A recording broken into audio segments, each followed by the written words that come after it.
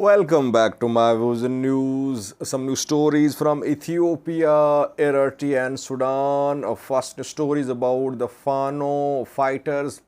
Yesterday we saw heavy clashes between Fano and security forces. Most of these clashes happened in North Wollo, though in some other parts of the Muja region as well there were some incidents of fighting between Fano and security forces. Fano fighters entered Kobo yesterday. Then security forces started house-to-house searches in Kobo. Apart from Kobo, there was fighting close to another town in North Wollo zone. A few hours ago, some pro-Fano news outlets claimed that Fano had taken control of this town. Like they claimed that Fano had taken control of Kobo, but I clarified yesterday that Kobo was not under Fano control. This second town is not close to Kobo at a distance, but it is in North Wollo. Details for you about what happened in Kobo in this town on Zobel Mountains. Are Fano fighters still on Zobel Mountains where they were yesterday reportedly? Secondly, viewers, Sereke Berhan, Orthodox priest who tried to go to Makale, but he was stopped at Bole airport. Has been deported. I think deportation is the right term, though Sereke Berhan filed a lawsuit against Ethiopian intelligence agency. Thirdly, viewers, Sawa military training continuing despite a peace deal signed between TPLF and Ethiopian government.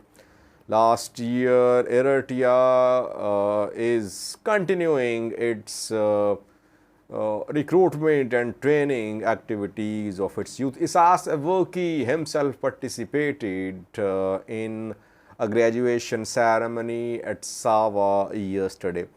And lastly, viewers, Sudanese military facing multiple challenges. I reported that Sudan People's Liberation Army, Abdul Aziz Al-Hilo Group and Sudanese military were involved in fighting in some areas in Kordofan and in Blue Nile State. In Kordofan, still clashes ongoing between Sudanese military and SPLA fighters. And yesterday, SPLA fighters took control of a strategic area in Kordofan after battles with the Sudanese military. Sudanese military is fighting RSF on the one hand, on the other hand is fighting SPLA. Details for you.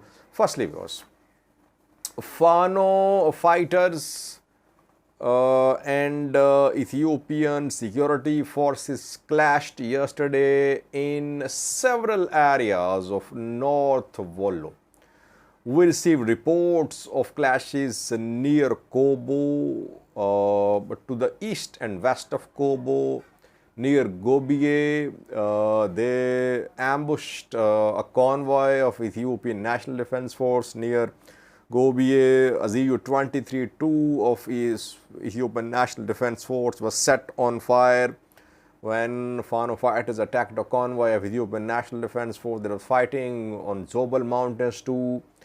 But Fano fighters never took control of Kobo, though they entered Kobo and then they fled or they hid themselves. That is why security forces launched a major operation. House-to-house searches were carried out in Kobo. Dozens of youths were arrested and some have been released reportedly.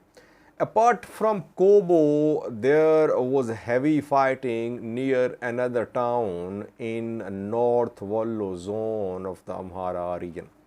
Muja is the name of the town, which is in North Wollo, at a distance from Kobo. And there was heavy fighting between East Amhara Fano fighters and security forces near Muja. Just a few hours ago, some pro-Fano news sources claimed that Fano fighters had taken control of Muja town. I have been saying that Fano fighters are not interested in taking control of towns. They use towns as their support bases. They get support from these towns, logistical support, intelligence support, but they don't want to be in control of administration there. They cannot. They're not in a position to appoint the administration like Ola is in a position. Ola appoints some administrators in Valaga because those areas are under full control of Ola. Fano is not in a position to appoint its administrators in different parts of the Amhara. Yes, it is trying. It is trying to frighten the government, frighten government officials so that it is in a position to dictate terms, to call the shots in Amhara region. But so far, Fano has not tried to appoint local administrators in Amhara region. In Muja, Fano fighters have entered reportedly, but Ethiopian National Defense Force is after them.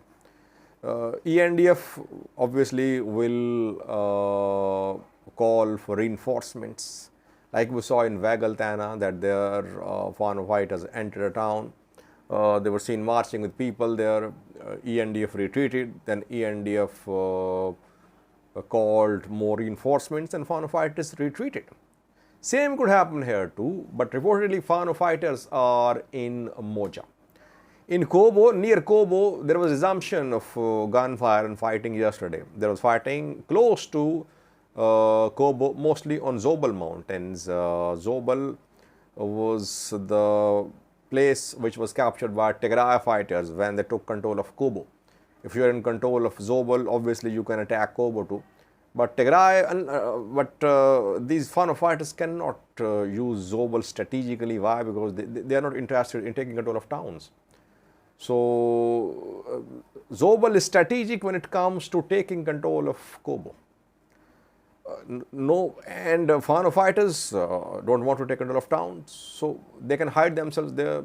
Ultimately, they'll withdraw from there. Some say they have withdrawn. Fano fighters have withdrawn from Zobel towards Tigray Amhara border. A place is being mentioned called Guriso. It is on Tigray Afar border, I think, where Fano fighters have managed to reach from Zobel reportedly. So it means that Kobo, Zobel, Gobiye, Muja. It means that East Amhara Fano has several independent units operating almost independently. Mere Mudajo could be there leading these groups, but East Amhara Fano is not operating in the form of one group. Small units fighting ongoing in different parts of North Wollo zone of the Amhara region. But again, Fano is not interested in seizing towns, or it does not have capability. Question is then, what are Fano's goals? What does Fano want? How will Fano achieve its goals if it cannot control towns? Will it keep on fighting in mountains, forests? And what change will it cause if Fano keeps on fighting in mountains, forests? So one day, Fano fighters will have to go towards territorial control. Or Fano fighters can carry out ambushes on ENDF, but it does not mean that ENDF can be finished through these hit and run attacks. So sooner or later, I think, Fano will change gears. Will it have the capability to seize towns? That will be another step in its movement against the government. So we'll see that, I think, in coming weeks, months, if Fano manage to survive and manage to strengthen itself. So far, it's not that Kobo or Muja are under Fano fighters. If they are there, they'll retreat, I think, from there. Secondly, we have Sereke Berhan, Orthodox priest who wanted to fly to Mekelle, was stopped at Wollo airport on Wednesday. He arrived on Wollo airport from Australia. He wanted to go to Tigray, reportedly to attend Sunday's meeting. On Sunday, tomorrow, a key meeting is going to be held in Tigray. Tigray archbishops are going to appoint new bishops. Ethiopian Orthodox Church has rejected Sunday's meeting, saying the meeting is illegal. Appointments will be illegal. Church is asking the interim President Getachew and the PM Abiy and regional federal officials to stop Sunday's meeting. The Orthodox priest was stopped at Bole airport. He was not allowed to go to Mekelle. He filed a lawsuit against NIS, National Intelligence and Security Service, Ethiopian Intelligence Agency, because NIS agents stopped him at the airport. His lawyer filed a lawsuit on his behalf at a court, I think in Addis Ababa. And on Saturday, the government was to submit a reply. But before Saturday, last night, Sereke Berhan was deported to India. Basically, deported to Australia, but it was transit flight, so deported to India and from India to Sydney or Melbourne. So he has been deported from Ethiopia, that we can confirm. Orthodox Church and Ethiopian government officials took a position. They said that Sereke Berhan in the past has been spreading hate, speaking against Ethiopian leaders. That is why he should not be allowed to enter Tigray. He'll fuel conflicts there. Already Tigray Orthodox Church and main church are on a collision course. And people like Sereke Berhan will provoke more conflict. Tigray protesting, people of Tigray archbishops, Tigray Orthodox elders, they are protesting. They are saying that it is a violation of basic fundamental rights, that a priest was not allowed to visit Tigray. Let's see, we could see condemnation and some call for action by Tigray archbishops about deportation of Sereke. But Tigray archbishop mainly focused on Sunday's meeting. Tomorrow is very crucial, viewers. Will Getachew Abiy stop Sunday's meeting or not? Or will the meeting go ahead? We'll see tomorrow. Thirdly, viewers, Eritrea, despite peace deals signed, Eritrea is continuing recruiting, training its youth, giving military training to its youth. Sawa is a nightmare for some Eritrean youth, but Eritrean government says it is a backbone of Eritrean defense. Human rights organizations say that human rights abuses are committed at Sawa, that students are bound to report at Sawa. If they don't report at Sawa, they cannot continue their studies. That is why people say it's conscription.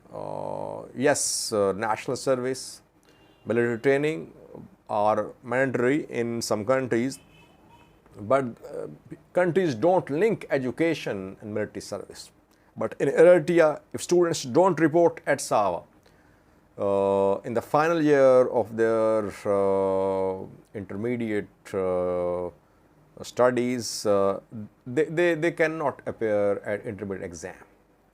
It means studies and military training linked.